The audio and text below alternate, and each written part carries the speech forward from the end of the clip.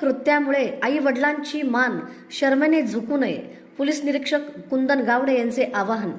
कारंबा तालुका उत्तर सोलापूर येथे कैलासवासी अभिमन्यू नारायण सुतार गुरुजी यांच्या स्मरणार्थ 2050 विद्यार्थ्यांना शालेय साहित्याचे वाटप करण्यात आले. यासोबतच विश्वकर्मा सोशल फाउंडेशनच्या वतीने स्वखर्चातून उभारण्यात आलेल्या नूतन बसस्थानकांचे उद्घाटनही करण्यात आले.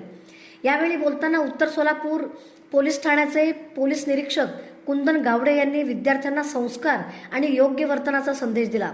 मुलांनी आपल्या हातून असे कोणतेही कृत्य करू नये ज्यामुळे आईवडिलांची मान शरमेने खाली झुकेल. योग्य मार्ग निवडल्यास पालकांना पोलीस ठाण्याची पायरी चढावी लागणार नाही, असे आवाहन त्यांनी केले. जिल्हा परिषद सदस्य नेताजी खंडागळे यांच्या अध्यक्षतेखाली झालेल्या या कार्यक्रमास पंचायत समिती सभापती तेजस्विनी बोराडे, उपसभापती सुनील भोसले, पंचायत समिती सदस्य सुनीता बारसकर, दक्षिण सोलापूर पंचायत समिती सदस्य मळसिद्ध मुगळे तसेच विश्वकर्मा फाउंडेशनचे अध्यक्ष विनायक सुतार यांच्यासह मान्यवर उपस्थित होते. विद्यार्थ्यांनी अभ्यासासोबतच संस्कार, कुटुंबातील आपुलकी आणि आईवडिलांप्रती जबाबदारी जपावी असा संदेश यावेळी देण्यात आला. विश्वकर्मा सोशल फाउंडेशनच्या या सामाजिक उपक्रमाचे उपस्थितांनी कौतुक केले.